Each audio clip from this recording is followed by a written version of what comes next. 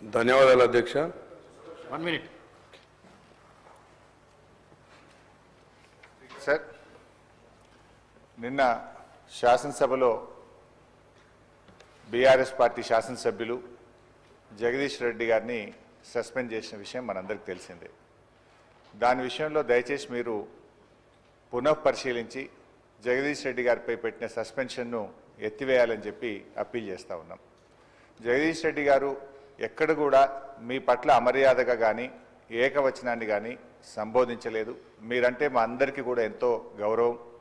మా నాయకులు కేసీఆర్ గారు కూడా మీ ఎన్నిక జరిగినప్పుడు ఏకగ్రీవంగా మీ ఎన్నికకు సహకరించినటువంటి పార్టీ బీఆర్ఎస్ పార్టీ.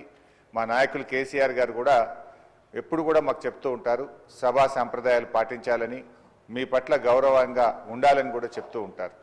సో మాకు ఎక్కడ కూడా బీఆర్ఎస్ పార్టీకి కానీ మా సభ్యులు జగదీష్ రెడ్డి గారికి కానీ మీ పట్ల మంచి గౌరవం ఉంది తప్ప మేము ఎక్కడ దురుద్దేశంగా కానీ ఏకవచనంని మీ పట్ల ప్రయోగించలేదు.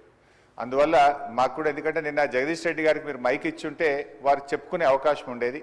వారికి చెప్పుకునే అవకాశం లేకుండానే సస్పెన్షన్ జరిగింది కనుక మీరు ఒకసారి పునఃపరిశీలించి వారిని సభలోకి వచ్చే విధంగా సస్పెన్షన్ ఎత్తివేయాలని మా తరఫున విజ్ఞప్తి చేస్తున్నాం. రామచంద్ర నాయక్. ధన్యవాదాలు అధ్యక్ష. ముందుగా గవర్నర్ గారి ప్రసంగానికి వారికి ప్రత్యేక ధన్యవాదాలు, కృతజ్ఞతలు తెలియజేస్తా ఉన్నాను అధ్యక్ష. అదేవిధంగా తెలంగాణ రాష్ట్రంలో తెలంగాణ ప్రజలు ఒక ప్రజాస్వామిక ప్రభుత్వం రావాలి, ప్రజల మనోగతాన్ని ఆదరించే విధంగా, అభిమానించే విధంగా రాష్ట్రంలో పరిపాలన సాగించాలని చెప్పేసి మరి 2023 డిసెంబర్లో కాంగ్రెస్ ప్రభుత్వం పెద్దలు ముఖ్యమంత్రి రేవంత్ రెడ్డి గారి సారథ్యంలో ఒక అవకాశం కాంగ్రెస్ ప్రభుత్వానికి ఇచ్చింది అధ్యక్ష.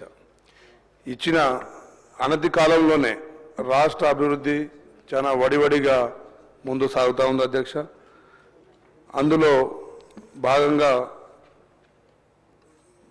ముఖ్యంగా విద్యార్థులు గత 15 సంవత్సరాలుగా 10 సంవత్సరాలు వారి పాలనలో, అంతకుముందు ఉద్యమ సమయంలో విద్యార్థులు కేవలం తెలంగాణ ఉద్యమం కోసమే వారి చదువులన్నీ పక్కబెట్టి యూనివర్సిటీలలో పాలమూరు, గాంధీ, మన కాకతీయ, ఉస్మానియా అన్ని యూనివర్సిటీలలో విద్యార్థులు, ముఖ్యంగా గిరిజన విద్యార్థులు అధ్యక్ష, వారి ఆర్థిక స్థితిగతులు అంతంత మాత్రమే ఉన్నా కానీ వారు యూనివర్సిటీలలో